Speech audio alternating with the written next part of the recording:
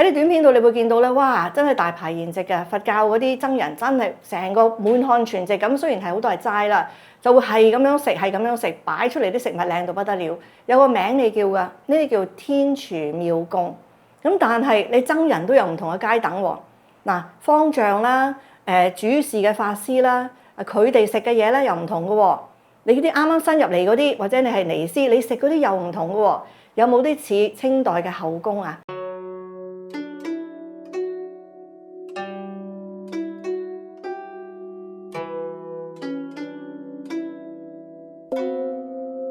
翁靜晶，佛門警訊2.0。多謝大家收睇《佛門警訊2.0》。咁今日想同大家講下嘅題目咧就係浪費食物。咁我哋大家都知道啦，其實浪費咧係一種好大嘅罪惡嚟嘅。好多個宗教入邊咧，浪費都係一種嘅罪。例如天主教入邊都有一個嘅條文啦，就係話唔可以浪費。咁浪費咧就係包括你食好多好多嘢，你去消耗好多好多嘅資源。你食咗一啲根本你唔需要食咁多嘅數量嘅食物，咁呢啲都係屬於浪費嘅。咁好啦，如果話食咁多都係浪費，食唔晒抌晒，咁又算係點咧？嗱，點解會講呢個題目咧？其實都係源於2023年嘅時候，我就收到一個叫做投訴啦。咁就有一個咧喺個大嘅寺廟入邊做嘢嘅一個廚工，咁佢咧就去做一個叫做受戒嘅法會。咁受戒嘅法會係乜嘢咧？咁香港咧會有一啲叫三壇大戒啦。咁好多時候咧都會係除咗香港嘅出家人，亦都有一啲係嚟自其他地方嘅，尤其是係內地嘅。咁佢哋就會嚟香港一啲嘅大嘅寺院嗰度咧，就受三壇大戒，正式成為出家人嘅。咁呢一啲嘅法會咧，有陣時係10零日，有陣時係成20幾日嘅。咁喺呢啲法會入邊，我哋好多信眾就會好出心啦，就係供齋啦。咁供齋咁你幾多錢都好啦，幾百蚊又係夾落去供，幾萬蚊又係夾落去供嘅。咁有陣時咧就係供俾所有人嘅喎，所有嚟參與嘅善信啦、出家人咧，佢哋都可以享用呢個齋菜。咁但係有啲時候咧就會講到明，我係要供僧嘅。咁我哋知道咧，如果係佛陀時代，甚至我哋而家講嘅叫做原始佛教咧，即係冇添加嘅南傳佛教啦。咁佢哋咧即係可以收4種嘅嘢嘅啫。第一咧就係供食物俾佢哋啦，第二就係供袈裟俾佢哋啦，第3咧就係藥物，第4就係臥具，即係話佢哋嘅床鋪。咁我哋最容易做到嘅係咪就係供食物咧？咁當然啦咁。咁嗱，我哋喺呢啲法會入邊咧，都會有啲叫供僧嘅環節嘅。咁好多人就會俾啲錢，咁就希望咧就係供一份嘅齋，咁就俾啲出家人食。咁呢個好有福報嘅。咁但係2023年我收到一啲片段咧，我諗睇完之後你哋都唔會覺得好開心嘅。咁不如我放啲片段俾你哋睇。12月5號朝頭早，呢啲係琴晚12月4號剩低，一樣都係成盤。下晝3點鐘先至過50人食飯，呢盤嘢喐都冇喐過。咩嚟㗎？完全都冇喐過，浪費食物。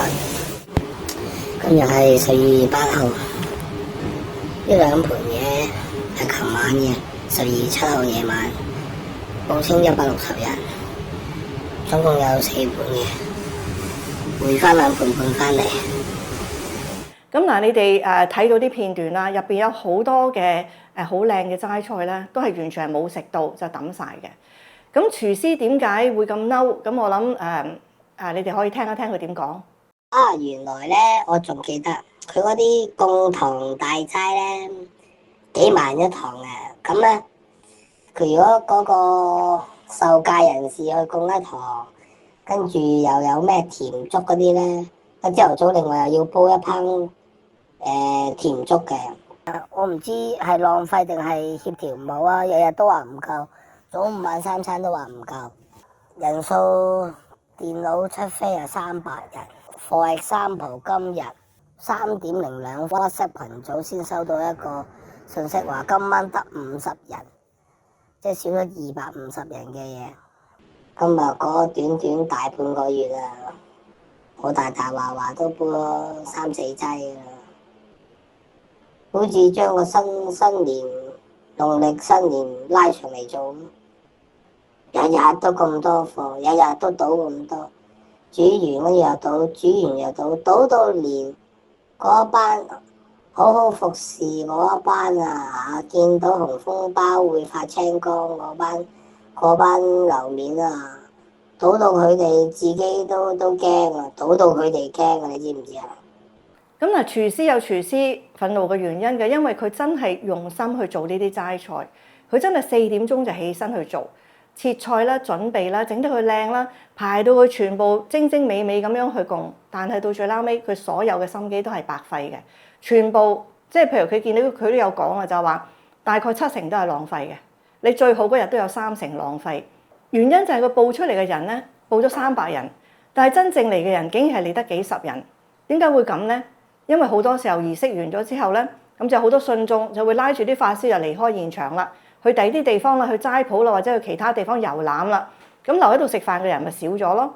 咁但係你報嘅人數係咁多，佢準備嘅就咪咁多咯。咁好啦，咁你見到廚師嘅憤怒，我哋係理解嘅。咁仲有一樣嘢，就係你喺一個寺院入邊，你係叫啲廚師去倒呢一啲嘅飯菜，變成垃圾嘅喎，數量太多啦，想食都食唔到噶啦。咁去倒呢啲嘢嘅人，佢會覺得點咧？佢會覺得哎呀，真係罪過啦！即係廣東人叫做好折墮啊！幾多人冇得食，你去咁樣倒，咁你日日咁樣叫佢倒足10幾20日，佢唔嬲就假啦。喺個佛寺度，你咁樣倒啲齋菜，全部變成垃圾。咁廚師嬲係有理由嘅。第一就係話佢真係咁早起身整咁靚嘅嘢俾你食，全部唔食倒晒，你仲要叫佢攞佢對手去倒，咁佢就會去。就算佢冇腹部嘅損傷，因為係你叫佢做嘅，但係都係唔安樂嘅，你明唔明啊？好啦，係咪真係一定係咁樣去處理？冇其他方法咧？我唔知。係咪可以做啲飯盒去派人咧？派俾啲有需要嘅人咧？我唔知。咁但係呢個管理上就肯定出問題啦。咁好多時候你又會見到咧有啲譬如係抖音啊，有啲其他嘅平台，你都會見到好多短片嘅。咁啲短片咧就嗱，我喺側邊呢度播俾你睇啦。喺啲短片度，你會見到咧，哇！真係大排筵席嘅佛教嗰啲僧人，真係成個滿漢全席咁。雖然係好多係齋啦，就會係咁樣食，係咁樣食，擺出嚟啲食物靚到不得了。有個名你叫㗎，呢啲叫天廚妙供。哇！真係天上面嘅廚房做出嚟嘅妙供。少部分咧係會攞嚟供佛嘅，大部分咧就係僧人食嘅。咁有陣時都會俾啲信眾嘅，咁啊供眾嘅。咁但係多數都係整到咁精美，滿漢全席咁樣咧就俾僧人。咁好啦，我哋講到呢個位啦。其實佛陀時代咧係唔鼓勵，亦都係唔容許僧人咧係有自己嘅廚房嘅。僧人除咗唔可以耕種之外，點解咧？因為你耕種嘅時候一個鋤頭落，你會殺死幾多幽人啦？你會傷害幾多眾生啊？呢個道理就係點解我哋會有結夏安居。每一年到夏天嘅時候咧，僧人都係唔準離開寺院嘅。個原因就係話，如果你喺結夏好熱嘅時候，啲蟲蟻好熱啊，佢哋就走晒出個地面啦。僧人如果出街嘅時候，你會好多時候踩死好多眾生嘅。咁所以結夏安居嘅原因咧，第一就係俾個咁熱嘅時間你修行啦，留喺寺院入邊。第二個主要嘅原因咧就係慈悲，就唔想嗰啲僧人出去踩死咁多嘅眾生。所以點解僧人唔可以耕種咧，都係同呢個原理係有關嘅。因為你耕種，你一定係需要除蟲啦，你係需要咧落鋤頭啦。喺呢個過程入邊咧，你除蟲嗰樣嘢，你已經係殺好多生啦。咁所以就唔想僧人去做嘅，唔做得嘅。第二樣嘢唔可以做嘅咧，就係唔可以自己去煮食，亦都唔可以去囤積同埋儲藏食物。點解會咁咧？你有咗自己嘅廚房，你囤積咗好多食物嘅話咧，譬如你囤積咗好多一啲嘅乾貨啊，譬如竹笙啊、冬菇啊，咁你一定需要一個地方囤積嘅。咁你需要有個地方咯喎，呢個係居所啦。咁慢慢咧，你就會對於你住嘅地方同埋你食嘅嘢咧有所執着。呢個地方我間屋嚟嘅，我唔可以離開㗎。呢個寺院係我嘅家嚟嘅，我唔可以搬嘅，我一定啲嘢喺晒入邊嘅。咁呢一個咧就係唔想啲出家人咧執着於佢嘅居處，唔想啲出家人咧執着於乜嘢好食，乜嘢唔好食。引申再退翻一步諗，點解要托缽啊？托缽嘅原因就係話你今日出去嘅時候咧，你完全係盲盒嚟㗎，你唔知道今日咧東家會煮乜嘢，西家會煮乜嘢，總之佢有乜嘢你就食乜嘢。攞到乜嘢你就食乜嘢，唔可以去揀。咁等到你咧就唔會有呢個分別心。咁如果個個都話我又要食沙嗲雞啊，我又要食牛扒啊，或者我乜嘢都唔食啊，我要食齋㗎，你要去揾啲齋俾我。喺唔同嘅特定環境入邊，你都會為嗰啲供齋嘅人，譬如供僧嘅人、功德主啦嚇，製造一啲困難嘅，要去符合你嘅口味，要去討好你，令到佢哋以前你講佛陀時代啲人都唔係話好有錢嘅，令到已經生活好困難嘅人。所以為咗配合你嘅喜好，去做好多嘢，好辛苦，加重人哋嘅負擔。咁呢啲都係唔容許嘅。咁所以佛陀時代咧，僧人唔可以耕種，唔可以儲存食物，亦都唔可以自己煮，更加唔可以話咧即係有自己嘅廚房啦。咁好啦，咁我覺得佛陀呢樣嘢都好有先見之明喎。嗱，你而家睇下，好似某啲寺院咁啦，即係唔講邊間咧，都講到唔想講啦。唉，真係某啲寺院啦嚇，咁佢哋自己有廚房啦，佢哋經營齋菜啦，做啲商業嘅嘢啦，呢個都唔緊要啦。即係如果佢係一個運作嚇，有啲族人幫佢運作，間公司運作唔緊要。咁但係當你有咗個廚房之後，你仲有無數咁多個廚工去服侍你，然後咧你嗰啲齋菜分等級嘅噃。嗱，唔好講話佢嗰個商業嘅啦，叫做貴賓齋貴啲嘅，間房靚啲嘅；平民齋平啲嘅，你去嗰邊啦咁。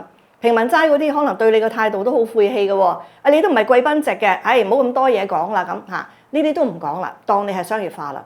咁但係你僧人都有唔同嘅階等喎，嗱方丈啦，主事嘅法師啦，佢哋食嘅嘢咧又唔同嘅喎。你啲啱啱新入嚟嗰啲，或者你係尼師，你食嗰啲又唔同嘅喎。有冇啲似清代嘅後宮啊？嬪妃啊、皇后啊食乜嘢啊？你才人啊、宮女啊食乜嘢啊？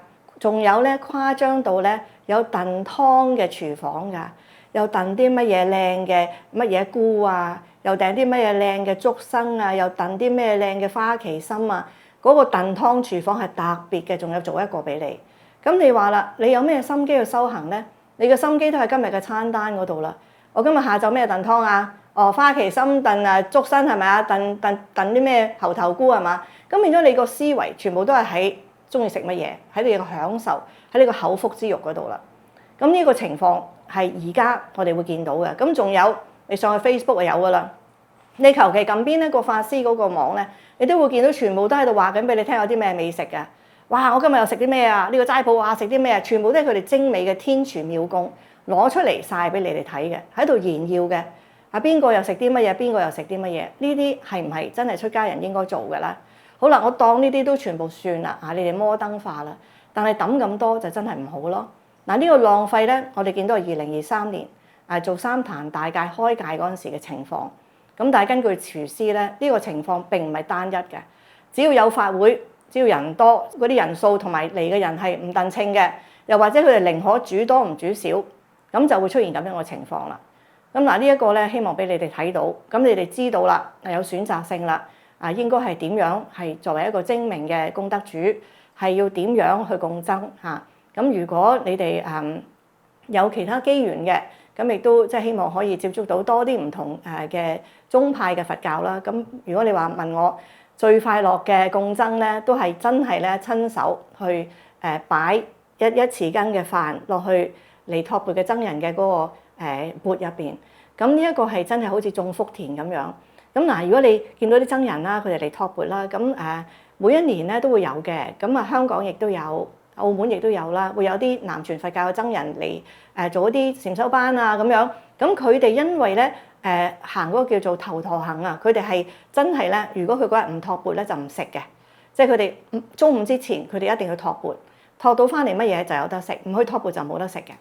咁好啦，咁點做嘅咧？咁我哋去嘅時候咧都會攞一盒嘅白飯，咁然之後咧就好恭敬咁樣，等到啲僧人魚貫咁列隊啦嚟到啦，我哋就一羹一羹咁擺落佢哋嘅缽度。咁有啲人就會攞其他嘅食物啦，譬如菜啊或者其他嘢，就會擺喺個缽嗰度。咁僧人咧收晒呢啲缽之後咧，如果理論上佢哋喺寺院咧，佢哋攞晒翻去之後咧，擺晒喺度就大家分嘅。咁如果譬如係我哋請佢哋嚟香港啊、澳門啊，佢哋托完缽之後咧，又係多得滯嘅時候咧，咁佢哋就會同現場嘅信眾一齊分嘅。咁喺而家你都知道戰爭頻繁啦，俄羅斯同烏克蘭嘅戰爭開始咗之後，食物都開始出現危機啦。咁再加上而家中東嘅情況，跟住都唔知會唔會有世界大戰嘅。咁所以我哋對於食物需要更加謹慎嘅。咁嗱，我咧就俾個彩蛋你啦。我身後邊呢一幅嘅畫咧係韋馱菩薩嚟嘅。好多人都講話家中不能供奉韋馱菩薩，我覺得就冇啲咁樣嘅事嘅。咁雖然我都係信奉南傳佛教，咁對於好多係民間習俗啊，又或者以前係大乘佛教入邊嘅創造出嚟嘅神啦同埋佛啦，咁我都應該知道咧，有好多都係創作嚟嘅。咁但係雖然係咁樣，但係都唔會失咗我哋恭敬之心。咁有陣時迷信同埋尊重又係兩樣嘢嚟嘅。就算你自己係一個唔同嘅宗派嘅佛教徒，都唔代表你就要唔去尊重人哋嘅宗派啊嘛。咁所以咧，呢個韋陀菩薩就係我畫嘅，咁亦都係擺喺屋企嘅。希望你哋鍾意，下次再見。